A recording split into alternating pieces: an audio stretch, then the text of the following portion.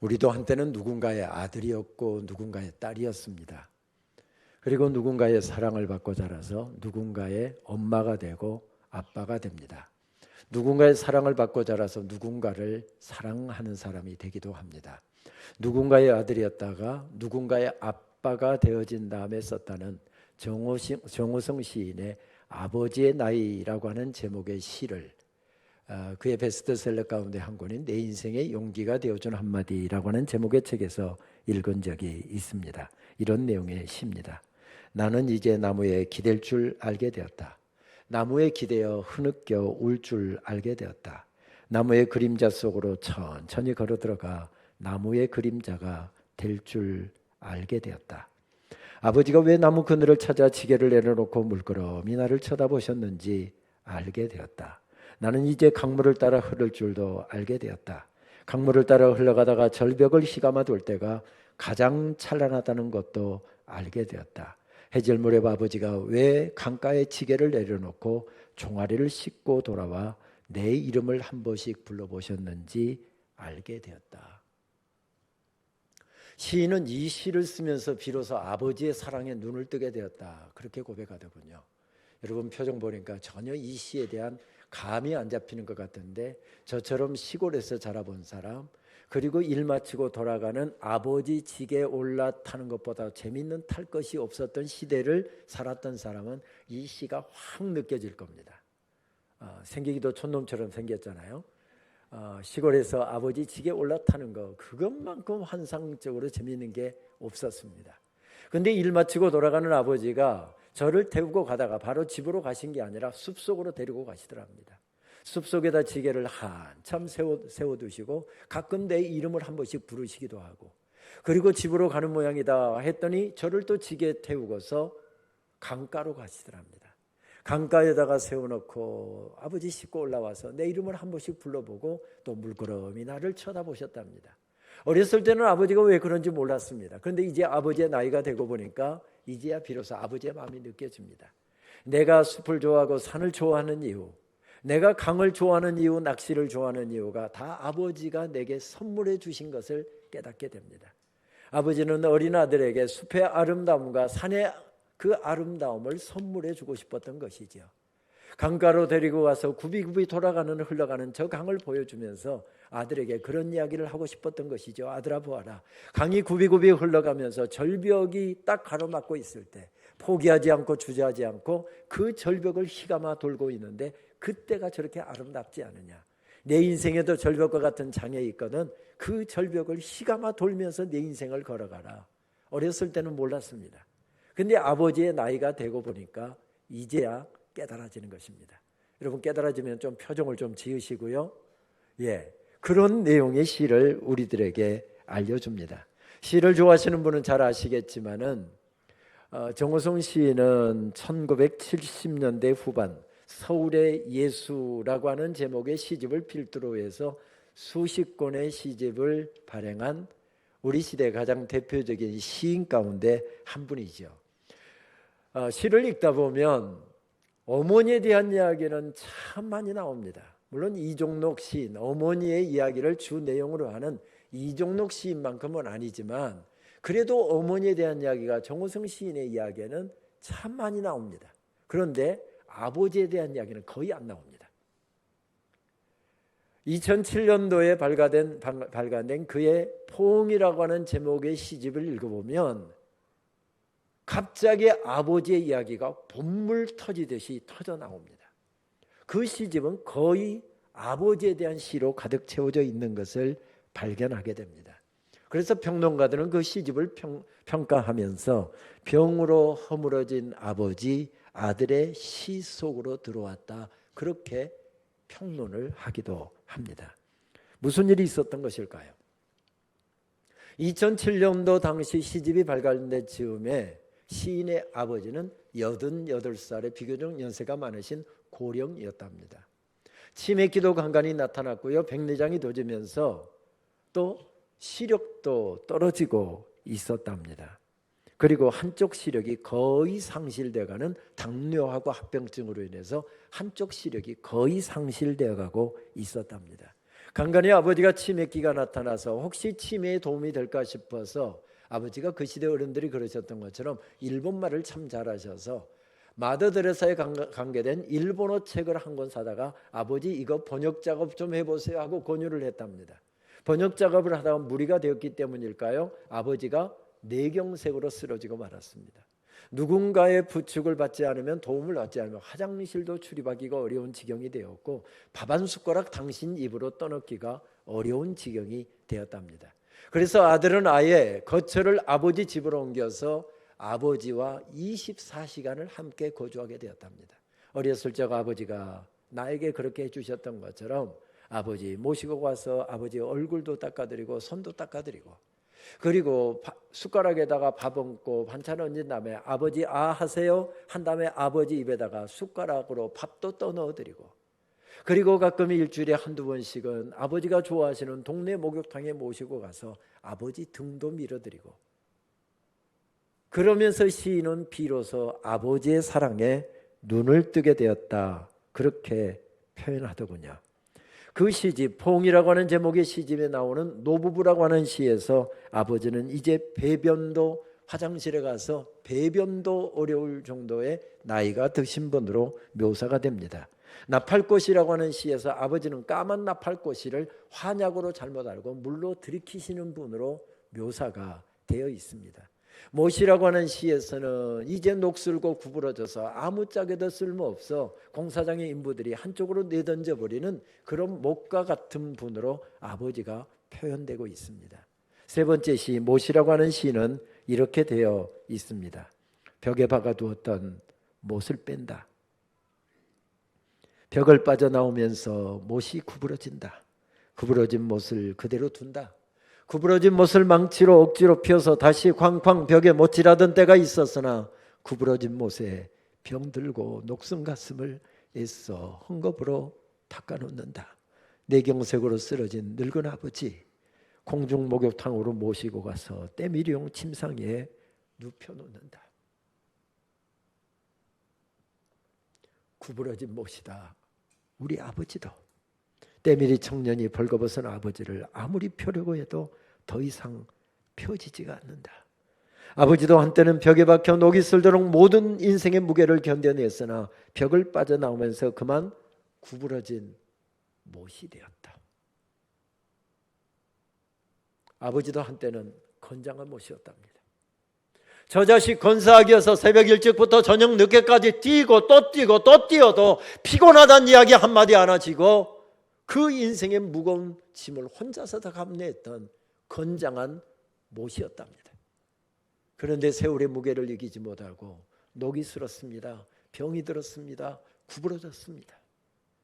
그래서 더 이상 아무짝에도 쓸모가 없어 공사장 인부들이 아예 내던져 버렸던 녹슬고 구부러진 못과 같이 되었답니다. 이 시에는 아버지의 사랑 이야기가 가득가득 채워져 있잖아요. 자녀들을 위해서 온몸을 다 던져서 자녀들을 세우려고, 자녀들을 가르치려고, 자녀들을 먹이고 입히려고 몸부림쳤던 아버지의 사랑 이야기가 가득가득 채워져 있잖아요. 그 사랑 이야기를 들은 아들이, 그 사랑을 깨달은 아들이 아버지를 향하여서 사랑 노래를 부르는 구조로 되어 있습니다. 그렇습니다. 한 사랑 이야기는 또 다른 사랑 이야기가 터져 나오게 만들고요, 그 사랑 노래가 계속 이어지면서 그 사랑 이야기가 이어져가는 특성을 가지고 있습니다. 그런 아버지의 사랑을 받은 아들이 이제 또 그의 아들을 그렇게 사랑하고, 그의 아들은 아버지의 사랑 이야기에 감동해서 또 그 아이가 장성해서 그에게 주어진 또 다른 아이를 사랑하게 되겠지요. 그렇습니다. 사랑 이야기는 이렇게 이어지는 특성을 가지고 있습니다. 이런 사랑 이야기의 특성을 가장 잘 보여주는 말씀을 들라고 한다면 우리는 구약의 아가서의 말씀을 들 수 있을 것 같습니다. 어떻게 이런 에로틱한 노래가 성경에 들어올 수 있었을까? 아가서를 읽다 보면 그런 생각을 하시는 분이 있겠습니다마는 아가서만큼 우리가 받았던 여호와 하나님의 사랑 이야기를 구구절절 그렇게 잘 표현해 주는 말씀이 없기 때문에 그래서 성경에 들어왔을 것입니다. 누구의 사랑 이야기였습니까? 이스라엘의 3대 왕이었던 솔로몬 왕이 지고지순한 사랑을 무명의 한 여인에게 쏟아놓는 그런 사랑 이야기를 우리들에게 들려줍니다. 구약의 이스라엘 백성들은 그래서 아가서를 하나님의 백성들을 위해서 부르는 여호와 하나님의 사랑 이야기로 노래하기도 했고요. 신약의 그리스도인들은 우리 주님 예수 그리스도께서 교회와 성도들을 향해서 부르는 사랑 노래로 아가서를 이해하기도 했습니다. 이스라엘의 3대 왕이었던 솔로몬 왕이 허락하시는 그 놀라운 사랑을 받았던 여인이 누구였습니까? 술람미 여인이었답니다. 이 술람미 여인은 이름이 아닙니다. 성남댁, 안양댁, 부천댁 이런 이야기지 이름이 아닙니다. 이름도 나와 있지 않습니다. 그런 사랑을 받은 여인은 얼마나 행복했을까요? 그 나라의 최고 지도자였던 왕의 사랑을 받은 여인 얼마나 행복했을까요? 그런 사랑을 받았던 여인, 그런데 성경은 그 여인에 대한 정보를 거의 주고 있지 않습니다. 그렇다고 해서 전혀 정보가 또 없는 것도 아닙니다. 아가서의 여기저기 상계되어 있는 이야기를 종합해 놓고 보면 결론은 한 가지입니다.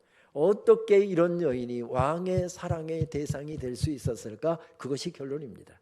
왕의 사랑을 받을 만한 자격도 없고 조건도 없었던 여인이었는데 왕이 지고지순한 그 사랑을 이 여인에게 쏟아붓는 내용이 아가서의 내용입니다.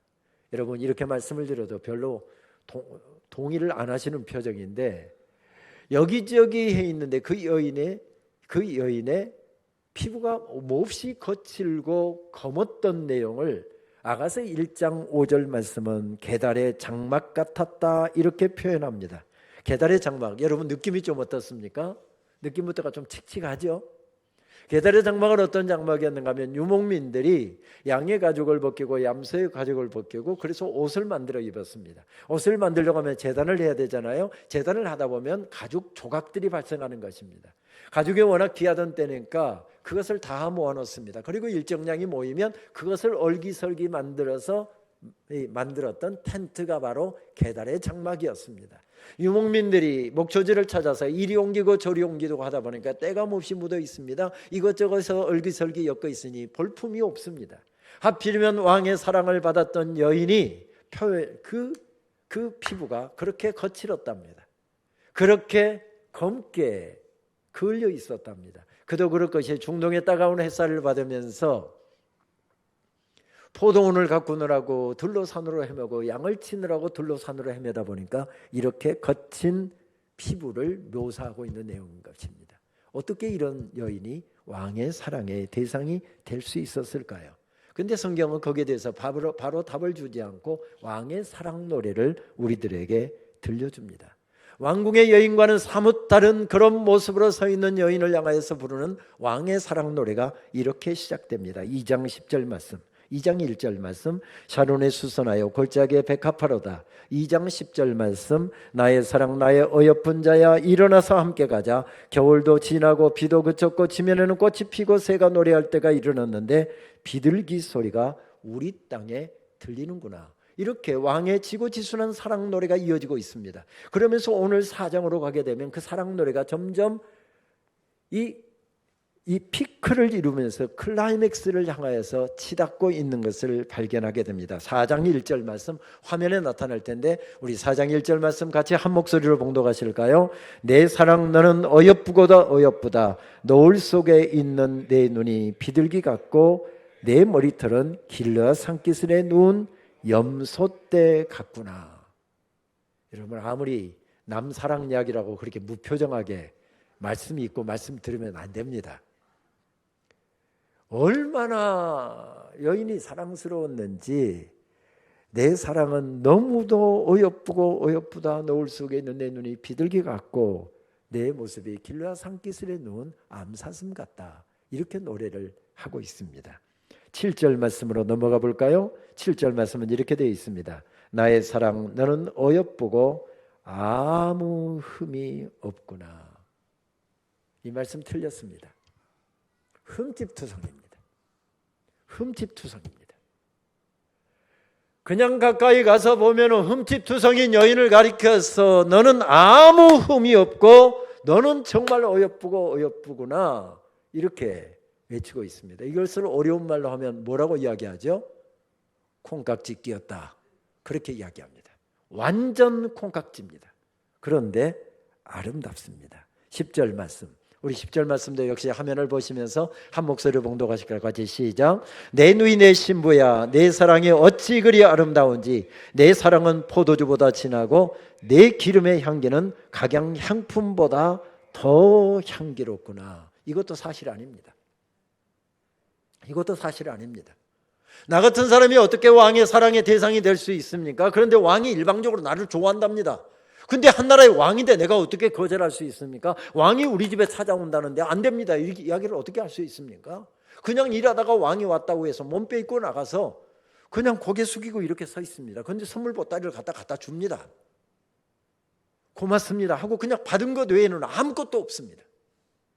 한 번도 리액션을 취한 적이 없는데 무조건적으로 사랑을 베풀어 준 다음에 뭐라고 이야기합니까? 내 사랑이 어찌 그리 아름다운지, 내 사랑은 각양 포도주보다 향품보다 더 진하고 향기롭답니다. 여러분, 이거 우리가 받은 사랑 이야기 아닙니까? 우리가 받은 사랑 이야기입니다. 이런 사랑을 받으면 얼마나 행복했을까요? 우리가 그런 사랑 받았다니까요. 표정 좀 관리하셔야 된다니까요.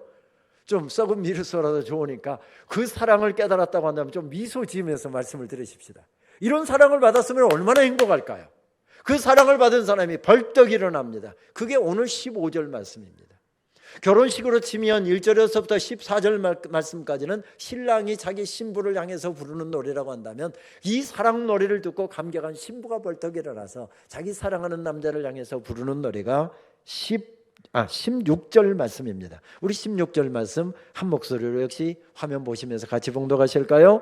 북풍아 일어나라, 남풍아 오라, 나의 동산에 불어서 향기를 알리라. 나의 사랑하는 자가 그 동산에 들어가서 그 아름다운 열매 먹기를 원하노라.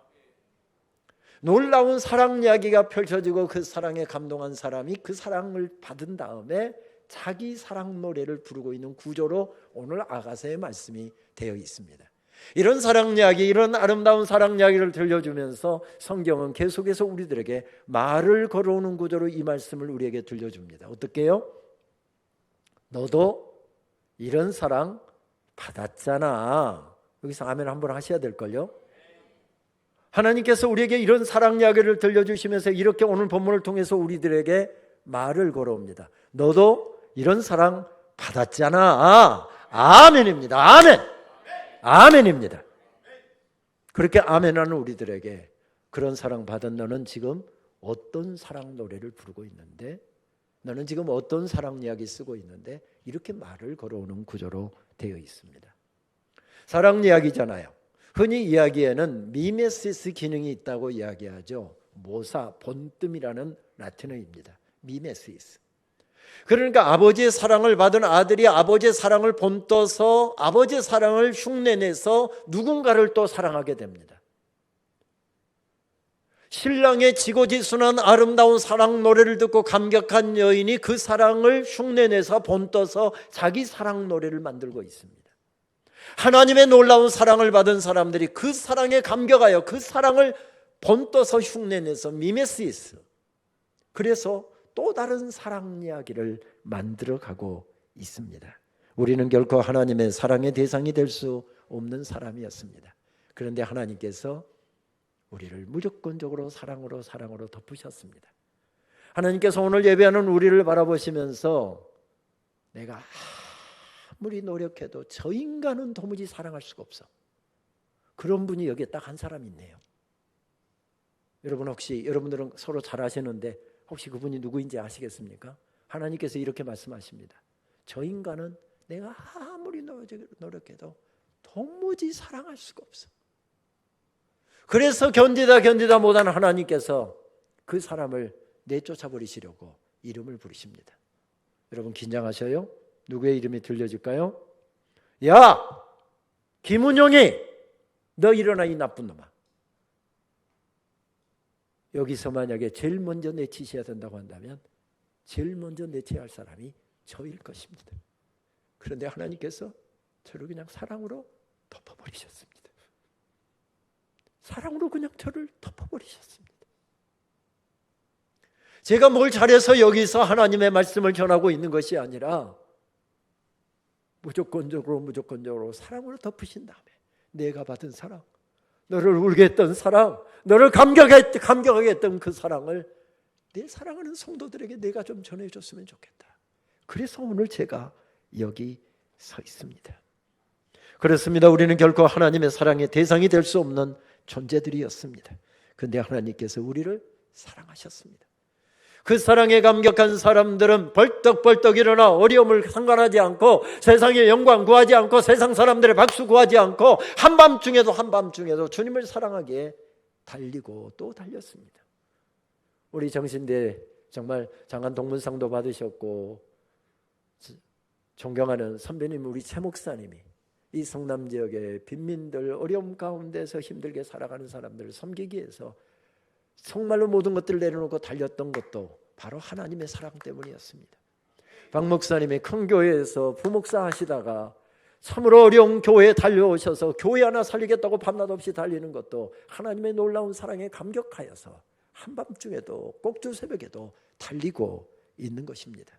저는 어렸을 적 시골교회에서 저희 고향교회가 120년 전에 1904년 3월 1일에 세워진 교회인데 놀라운 것은 그 자그마한 시골교회에서 장신대 총장이 2명이나 나왔습니다. 한 명은 저고 한 명은 냉룡길 박사가 그분이신데 어렸을 적 시골에 생각을 해보면 이 교회당을 건축할 때 장로님들 안수집사님들이 모여서 교회당을 건축하는데 대부분 추운 겨울에는 공사를 할 수가 없으니까 이제 날씨가 풀린 4월 5월 이때 공사를 하더군요.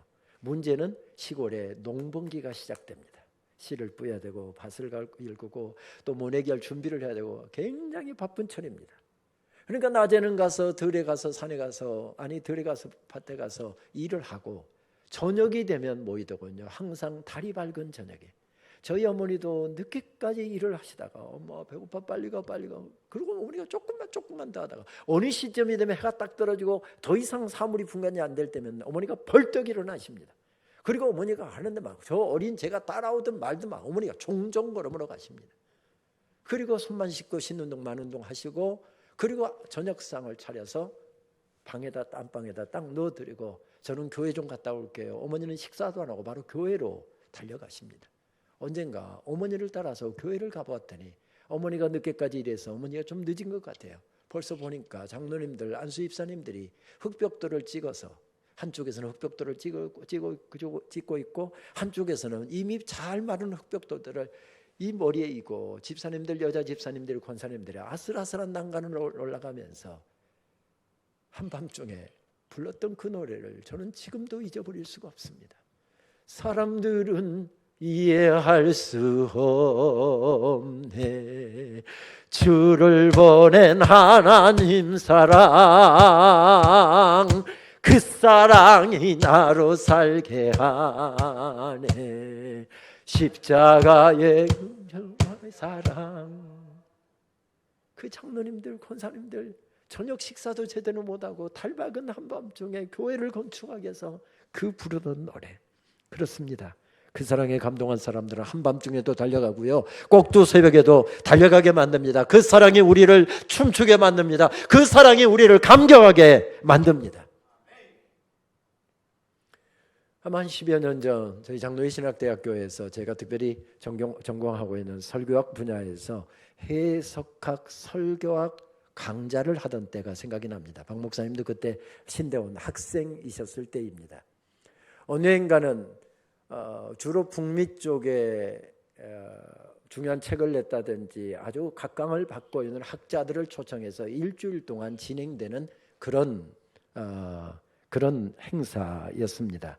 그 해에는 캐나다의 토론토 대학교 설교학 교수였던 폴스캇 윌슨 박사가 한국에 초청을 받아서 왔습니다.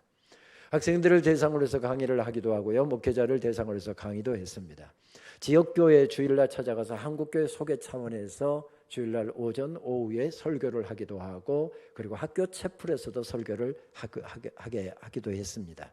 언젠가 학교 채플에서 설교를 하던 날 그분의 설교 본문하고 제목을 받아보았더니 본문이 마태복음 25장에 나오는 양과 염소의 비유에 대한 말씀이었습니다.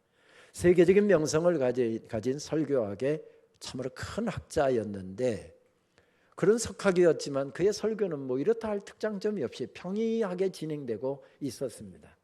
그런데 평이하게 처음에 설교가 처음 서론부터 쭉 평이하게 진행되더니 설교 중간 부분이 가니까 딱 치고 들어가더군요. 저는 캐나다에 있을 때부터 장신대가 굉장히 좋은 학교라는 이야기를 많이 들었습니다. 그런데 장신대에 와서 직접 제가 눈으로 보고 학생들을 만나보니까 제가 이야기 들었던 것보다도 더 좋은 학교라고 하는 사실을 확인하면서 얼마나 마음에 기쁨이 있는지 모릅니다. 그러니까 뭐 제가 그쪽 분야에 또 전공하고 와서 그쪽 영역을 다 소개를 했는데 한국 학생들은 하나도 모를 거다 하고 강의를 했는데 벌써 질문하는 것 보니까 학생들이 다 알고 있거든요. 그래서 감격해서 한 이야기였습니다. 이런 대단한 학교에 학생들이 전교생이 모여서 교수들과 함께 모여서 예배를 드리고 있는데, 만약에 예수님께서 오늘 예배 현장에 찾아오셔서 양과 염소 편으로 나눈다고 한다면 어떤 현상이 일어날까요? 당연히 장신대는 좋은 학교니까 모든 학생들, 교수들이 다 양의 편에 있고 어쩌다 한두 사람 염소 편에 있을 것이라고 생각을 했습니다. 그런데 착각이었습니다. 전부 다 뿔 달고 염소편에 서서 들이받고 싸우고 난리박수 떠들고 난리였습니다. 이 양반 꽤 많은 돈을 들여서 지금 초청에다가 융숭이 대접하면서 지금 강좌를 이어가고 있는데 학교를 완전히 몹쓸 학교를 만들어버리는 것입니다. 제일 앞자리에, 그때는 제가 총장이 아니었으니까요, 제일 앞자리에 총장님이 앉아서 예배를 드리고 있었습니다. 총장님을 바라보면서 이렇게 이야기하는 것입니다. 당연히 총장님은 양의 편에 계셔야 되는 분이시죠. 그래서 양의 편에 총장님이 계시는가 하고 양의 편을 가 찾아봤는데 총장님의 얼굴을 찾을 수가 없었습니다. 이 양반이 도대체 어떻게 설교를 풀어가려고 이렇게 지금 학교를 완전히 망가뜨리고 있지? 근데 한꺼풀이 더 나가는 겁니다. 제 옆에서 지금 제 설교를 통역한다고 목소리를 높이고 있는 김은용 교수는 이렇게 목소리를 높이는 것 보니까 당연히 이 양반은 양의 편에 있겠다 생각하고 양의 편에 가서 찾아보았더니 김은용 교수의 얼굴도 찾아볼 수가 없었습니다. 장신대가 이런 학교인가? 실망이 되지 않을 수가 없었습니다. 아니, 어떻게 교수님들 중에 한두 분이라도, 학생들 중에 몇 사람이라도 양의 편에 있어야 되는 건데 어떻게 다 염소 편에 있을 수 있을까? 어떻게 학교가 이럴 수가 있을까? 실망이 되어서 그래도 염소 편에 양의 편에 누구 없는가 하고 양의 편을 샅샅이 살펴보았답니다. 그랬더니 저 뒤에 한 분이 계시더랍니다. 저분이 어떤 교수님일까? 어떤 학생일까 궁금해서 가보았더니 그분은 예수님이시더랍니다. 양의 옷을 입고 계셨습니다. 양의 옷을 입고 계신 예수님께서 염소 편으로 오시더니 생긴 것도 염소, 하는 짓도 염소. 그런데 염소 옷을 입고 있는 한 사람 한 사람을 불러내시더니 염소 옷을 벗겨내시고 당신이 입고 계시는 양의 옷을 벗어서 그에게 입혀주시고 그를 꼭 끌어안으시며 말씀하시더랍니다. 이제부터 너는 양이다. 너는 이제부터 양이다. 너는 이제부터 양이다. 그런 놀라운 사랑을 받고 우리가 여기에 서 있습니다. 만왕의 왕이신 주님께서 도무지 사랑할 수 없었던 사람들을, 그런 죄인들을 사랑하셔서 우리가 여기에 서 있습니다. 그 놀라운 사랑을 받은 사람들은 이렇게 찬양하지요. 그 사랑 얼마나 아름다운지, 그 사랑 얼마나 날 부욕해 하는지, 그 사랑 얼마나 크고 놀라운지를, 그 사랑 얼마나 나를 감격하는지. 우리 같이 찬양 한번 하고 말씀 나갈까요? 그 사랑 얼마나 아름다운지, 그 사랑 얼마나 날 부욕해 하는지, 그 사랑 얼마나 크고 놀라운지를, 그 사랑 얼마나 나를 감격하게 하는 그 사랑 얼마나 아름다운지 그 사랑 얼마나 날 부욕해 하는지 그 사랑 얼마나 크고 놀라운지를 그 사랑 얼마나 나를 감격하게 하는 그 사랑 얼마나 아름다운지 그 사랑 얼마나 날 부욕해 하는지 그 사랑 얼마나 크고 놀라운지를 그 사랑 얼마나 나를 감격하게 하는 그 사랑 얼마나 아름다운지 그 사랑 얼마나 날 부욕해 하는지 그 사랑 얼마나 크고 놀라운지를 그 사랑 얼마나 나를 감격하게 하는지. 여러분 그냥 이렇게 밋밋하게 서서 사랑 노래하려니까 별로 안 느껴지시죠? 그런데 이렇게라도 어제 결혼식 하는데 신랑이 고백하라고 했더니 이렇게 하면서 또 특성을 하는데 갑자기 신랑이 오더니 마이크를 잡고서 신부에게 이렇게 하면서 노래를 하는데 우리 같이 손 한번 들어보실까요? 그 사랑 얼마나 아름다운지 그 사랑 얼마나 날 부욕해 하는지 그 사랑 얼마나 크고 놀라운지를 그 사랑 얼마나 나를 감격하게 하는지. 할렐루야. 섬진강주역에서 평생 어린아이들을 가르치면서 시를 썼던 한 시인은 이 사랑을 깨닫고 나서 이렇게 시를 썼더군요. 어느 봄날 당신의 사랑으로 응달지던 내 뒤란에, 뒤뜰이란 뜻이죠. 내 뒤란에 햇빛이 들이치는 기쁨을 나는 보았습니다. 어둠 속에서 사랑의 불가로 나를 가만히 불러내신 당신은 어둠을 건너온 자만이 만들 수 있는 밝고 환한 빛으로 내 앞에 서서 들꽃처럼 깨끗하게 웃었지요. 아, 생각만 해도 참 좋은 당신.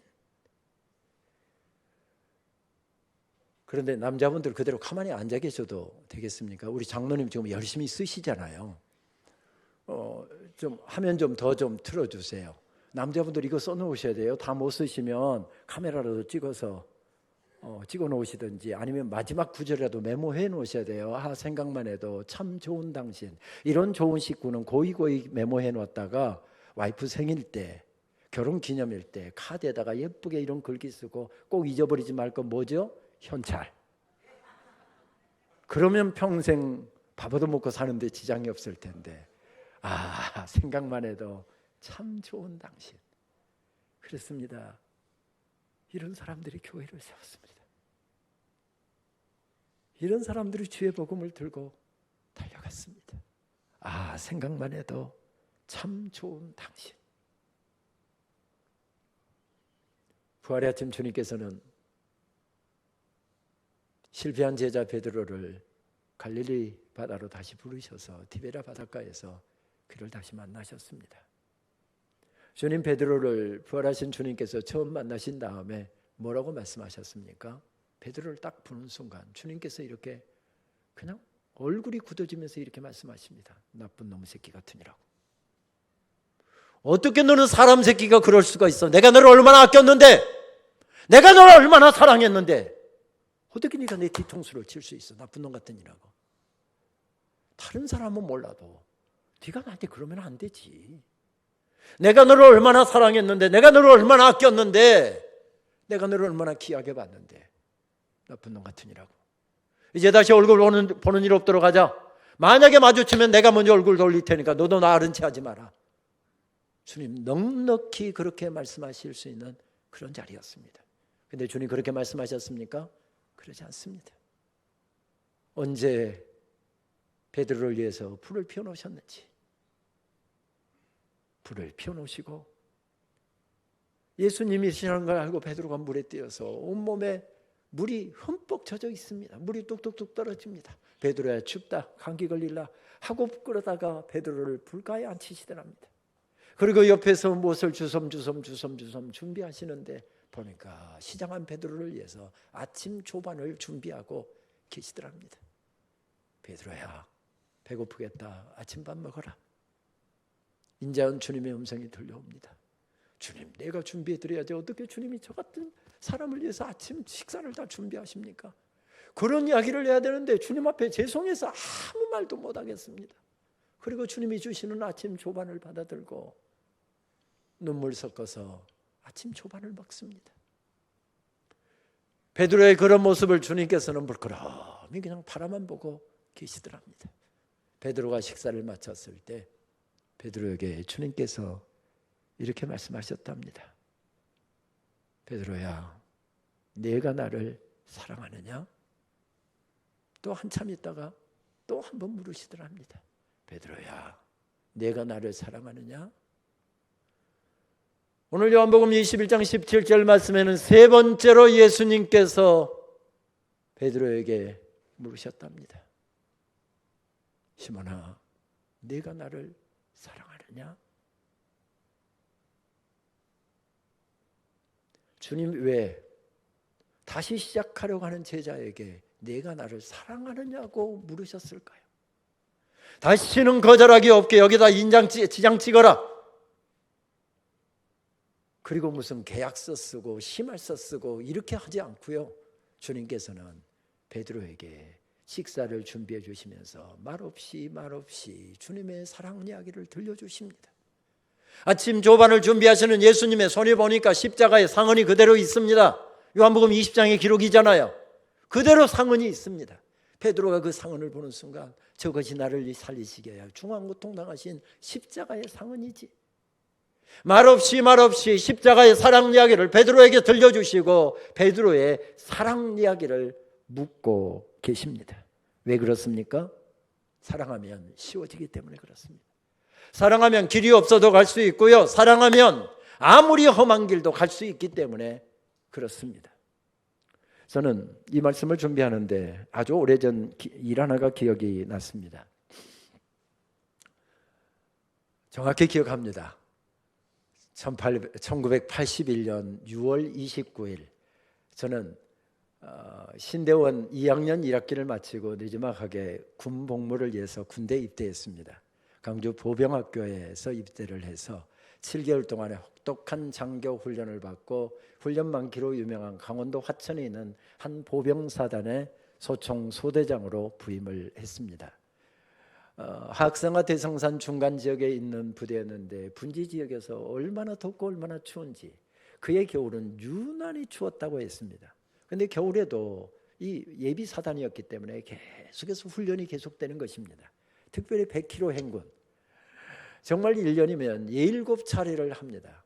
장정들이 100km 행군을 하면 50분 걷고 10분 걷고 50분 걷고 10분 쉬고 이렇게 해서 거의 32시간에서 33시간 강원도 산악으로 해서 행군을 합니다. 33시간에서 34시간을 걸어야 주파할 수 있는 곳입니다.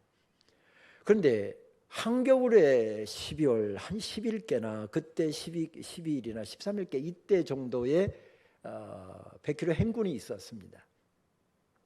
제가 추운 부대로 배치받은 것을 알고서 그때 교제하고 있었던 아가씨가 온 얼굴을 다 가렸을 정도로 마스크를 크고 두툼하게 마스크를 하나 떠서 보내왔습니다.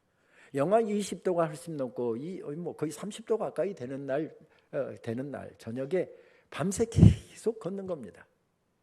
그래서 마스크를 딱 끼고 했더니 그렇게 추운 줄 모르고 할 수가 있었습니다. 밤 3시경에 경기도 가평 지역에서 화학산을 넘어서 부대로 복귀하고 있었습니다. 화학산은 1569m, 굉장히 높은 산이죠. 그 산을 넘어가는데 구비구비 하는데 길이 끝이 없이 이어졌습니다. 밑에는 수십 길 낭떠러집니다. 이때 소대장들의 임무 하나가 주어집니다. 앞으로 뒤로 가면서 졸고 있는 병사들, 벌써 26시간, 7시간째 지금 걷고 있거든요. 그러니까 잠을 못 자고 계속 걷고 있으니까 병사들이 걸으면서 희한하게 잘 잡니다.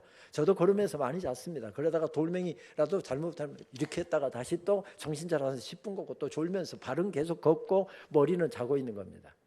그런데 밑에가 수십 길 낭떠러지니 소대장이 앞으로 뒤로 다니면서 병사들 못 졸게 하는 일이었습니다. 지금 높은 산을 올라가니까 그냥 앞으로만 가도 되는데 뒤로 왔다가 또 앞으로 빠른 걸음으로 갔다가 계속 이래야 되니 2배나 힘들지만 사고를 미연에 예방하기 위해서였습니다. 그런데 실제로 그렇게 다녀보니까 졸고 있는 병사들이 있습니다. 야, 이 녀석아, 여기서 졸면 어떡해 막 하고 철모를 때리면서 졸지 말라고 그렇게 하면서 깨우면서 앞으로 뒤로 다니면서 보니까 저만 혼자 마스크를 하고 있는 겁니다.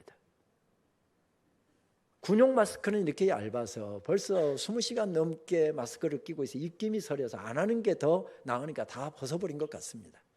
명색이 소대장인데 하는 생각이 들어서 전입 온 지 한 달밖에 안 된 이등병 불러서 야, 이거 네가 해라 하고 그 이등병에게 마스크를 주었습니다.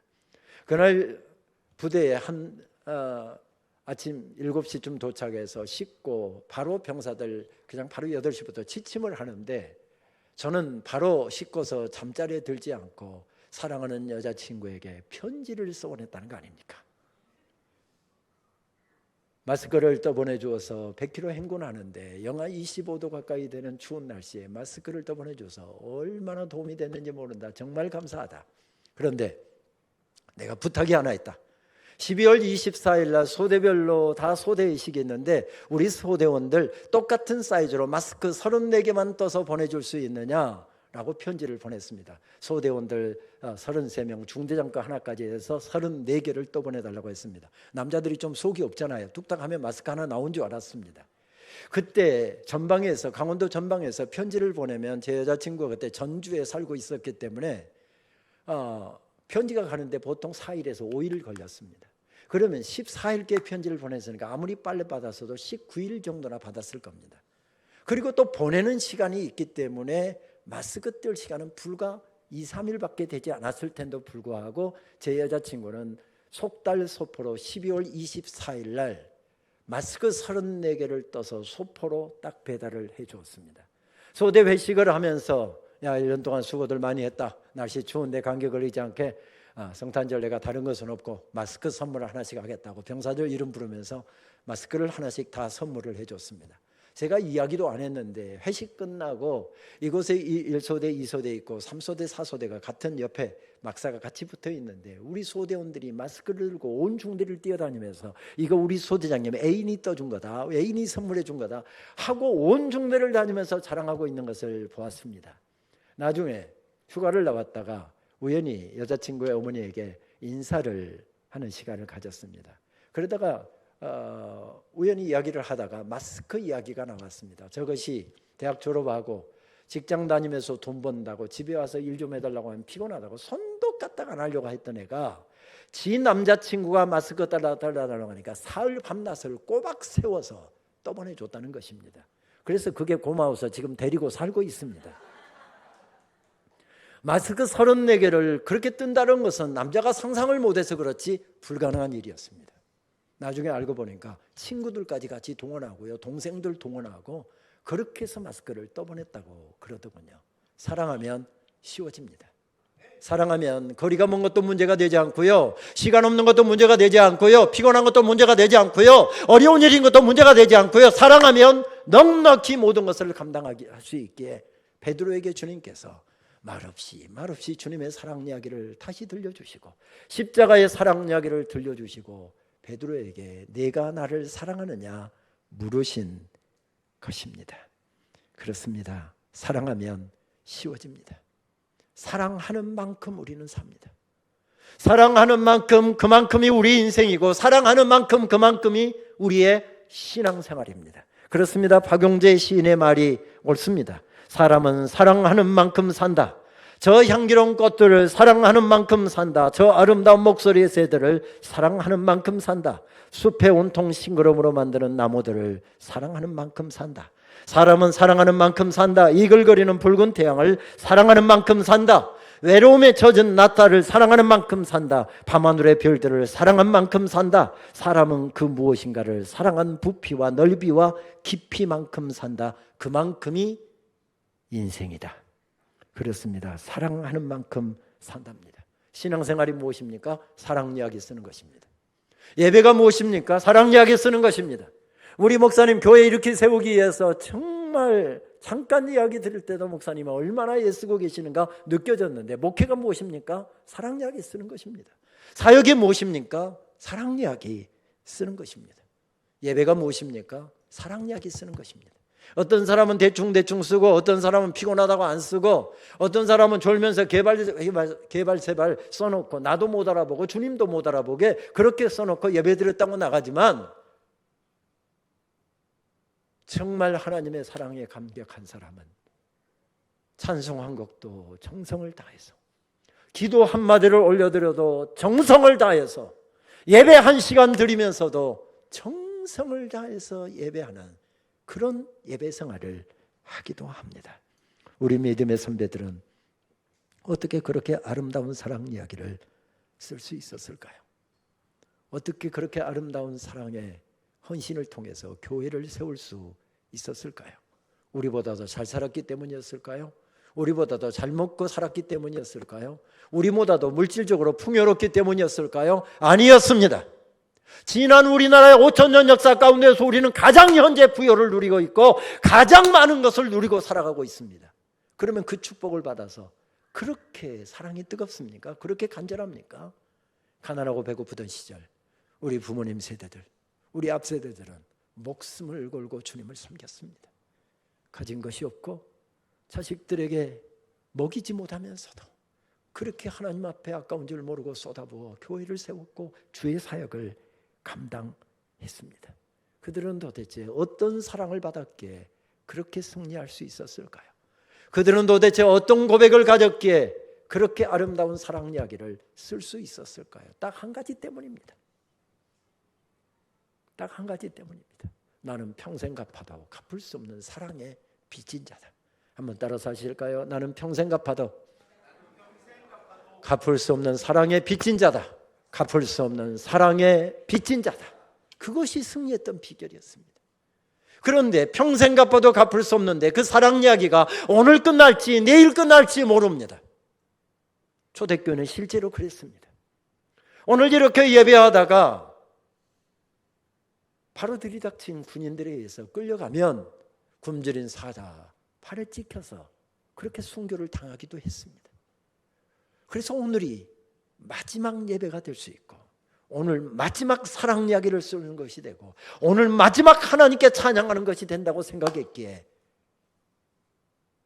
최선을 다해서 예배합니다. 이것을 가리켜서 우리는 종말론적인 자세라고 이야기하죠. 평생 갚아도 갚을 수 없는 놀라운 사랑을 받고 있는데 평생이 아니라 어쩌면 그 주님을 섬기는 일이 오늘 끝날 수 있다는 생각 때문에 모든 것에 정성을 쏟았기에 그들은 승리할 수 있었습니다. 그렇습니다. 우리 새로남교회는 가난하고 배고프고 서럽던 시절에 세워져서 주님 사랑, 그 사랑에 감격하여 그 어려움의 시간들을 헤쳐나왔습니다. 주님 사랑하기에 아름다운 예배를 올려드리고 아름다운 교회를 세워서 주님을 지금 섬기고 있습니다. 그렇습니다. 우리의 사랑 이야기는 더 아름다워야 합니다. 어제보다도 오늘, 작년보다도 오늘 우리의 사랑 이야기는 더 아름다워야 합니다. 왜 그렇습니까? 평생 갚아도 갚을 수 없는 놀라운 사랑을 받고 살고 있기 때문에 그렇습니다. 그 사랑 이야기를 써내려가는 것이 언제 끝날지 모르기 때문입니다. 어제 끝날지, 내일 끝날지, 오늘 끝날지 모릅니다. 여러분 오늘 설교가 제 설교가 마지막 설교입니다. 내일 월요일 날 화요일 날 집회가 있는데 오늘 설교가 마지막이라 해도 하나도 걱정하는 표정이 아니신데 오늘 설교가 마지막이라니까요. 월요일 날 내일 집회 못 온다니까요. 오늘 설교가 마지막입니다. 제가 대충 하겠습니까? 아무렇게나 그냥 대충 시간 때우듯이 그렇게 하고 그냥 돌아가겠습니까? 오늘이 마지막 설교인데요. 오늘이 마지막 설교인데요. 오늘이 마지막 예배인데요. 오늘이 하나님께 올려드리는 마지막 찬양인데요. 오늘 하나님 마지막 섬기는 것인데요. 우리 그렇게 못하잖아요. 그래서 최선을 다해서 예배했습니다. 부족하지만 최선을 다해서 하나님의 말씀 전하려고 노력했습니다. 그랬더니 오늘이 마지막인 줄 알았는데 그 예배를 받으시고 감동하셔서 하루를 연장시켜 주셨습니다. 그래서 내일 저녁에 제가 또 설교할 것입니다. 모레는 못합니다. 박 목사님이 하실 겁니다. 내일 그렇게 하나님 앞에 감사해서 마지막 예배 드리듯이 그렇게 마지막 주님 앞에 정성을 다했더니 주님이 감동해서 또 한 번을 더 연장시켜 주시네요.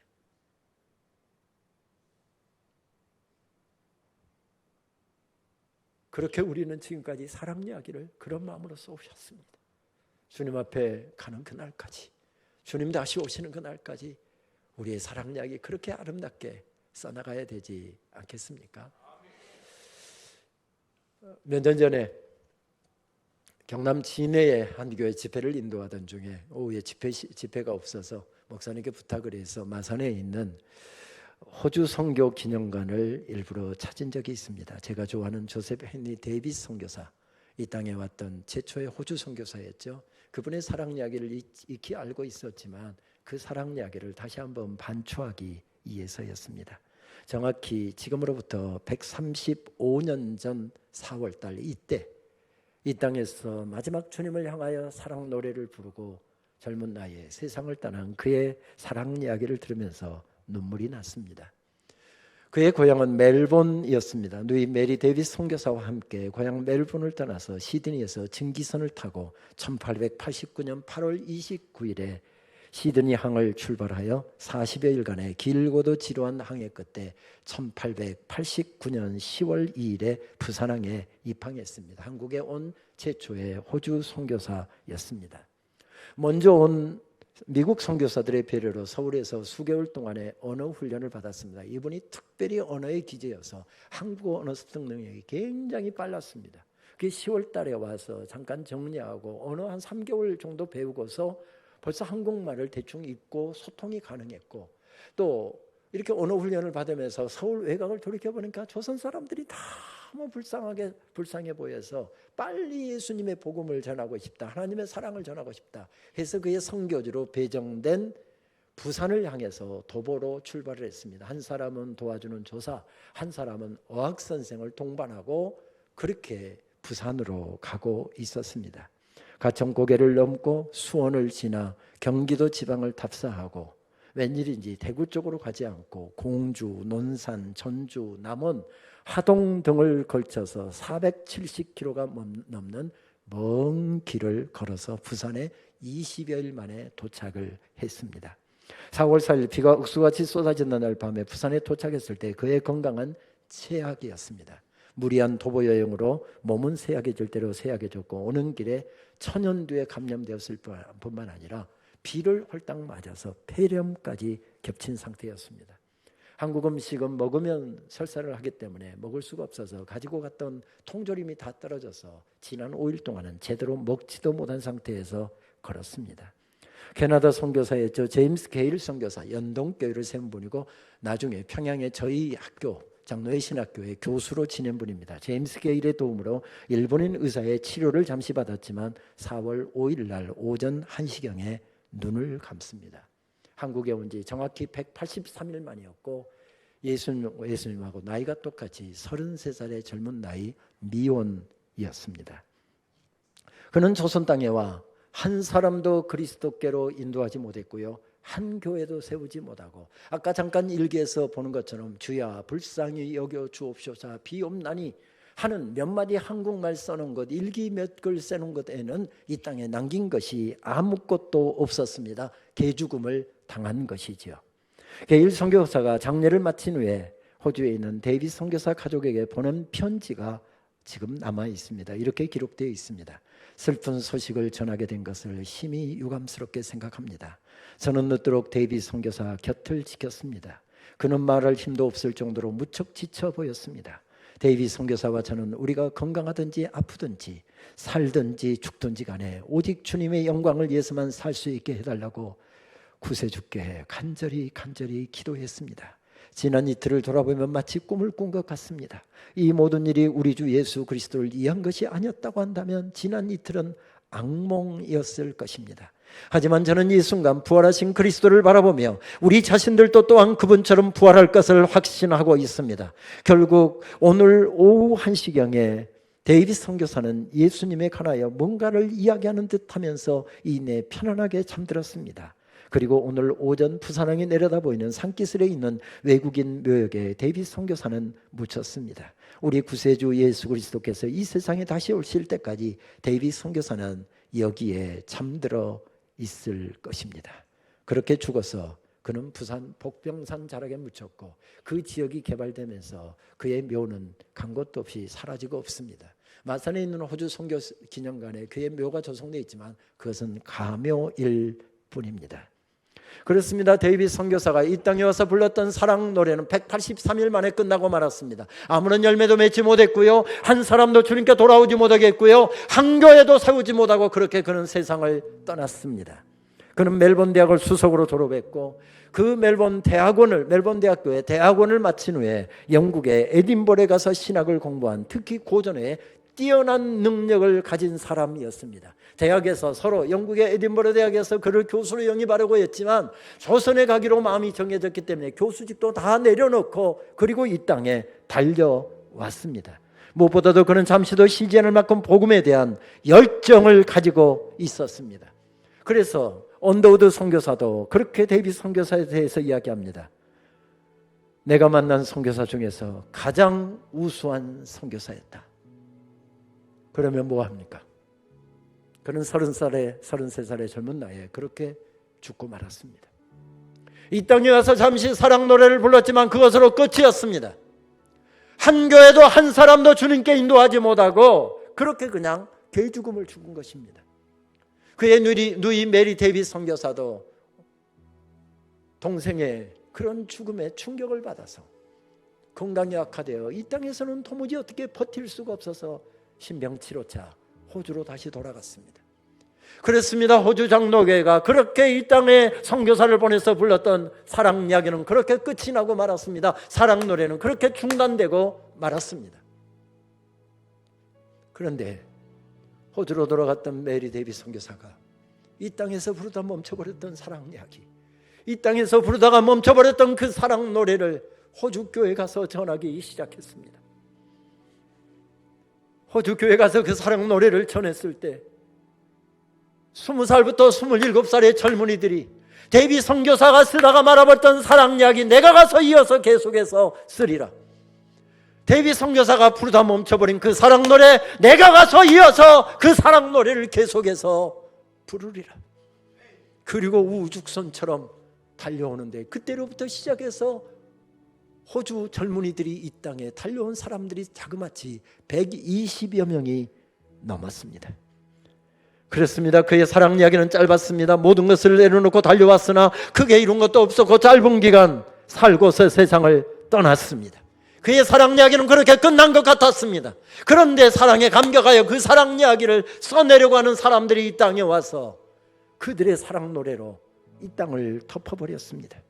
부산 땅을 덮었고 김해와 양산과 밀양과 울산과 창원과 마산과 진해와 거제와 통영과 고성과 사천과 진주와 의령과 함안과 합천과 청도 땅을 그들의 사랑 노래로 덮어버렸습니다. 그때 세워진 교회는 전부 다 이들이 세운 교회입니다. 사랑 노래는 이어져야 합니다. 놀라운 사랑을 받은 사람들의 사랑 노래는 결코 멈춰서는 안 됩니다. 왜요? 주님께서 우리에게 부탁하신 것이기 때문에 그렇습니다. 이 성남이라는 도시는, 새롭게 발돋움하고 있는 이 도시는 새로남교회 하나님의 사랑에 감격해서 벌떡벌떡 일어난 성도들을 통해서 십자가의 놀라운 사랑 이야기를 듣게 될 것입니다. 죽어도 사는 영원한 부활의 사랑 이야기를 여러분들을 통해서 이 도시는 듣게 될 것입니다. 그러므로 우리의 사랑 노래는 멈춰서도 안 되고 멈출 수도 없습니다. 우리 사랑 이야기는 작년보다 올해 더 아름다워야 되고, 내년에 우리 사랑 이야기는 더 뜨겁고 더 간절해야 되고, 그렇게 우리 사랑 이야기는 주님 다시 오시는 그날까지 더 아름답게 써내려가야 합니다. 말씀을 준비하는데 말씀을 기억할 때와 다른 찬양을 제 입술에 담아주셔서 결단 찬송을 바꿨습니다. 내 마음에 주를 향한 사랑이 나의 말엔 주가 주신 진리로, 나의 눈엔 주의 눈물 채워주소서. 내 입술엔 찬양의 향기가, 두 손에는 주를 닮은 섬김이, 나의 삶에 주의 흔적 남게 하소서. 하나님의 사랑이 영원히 함께하리. 십자가의 길을 걷는 자에게, 순교자의 삶을 사는 이에게, 조롱하는 서리와 세상 유혹 속에도 주의 순결한 신부가 되리라. 내 생명 주님께 드리리.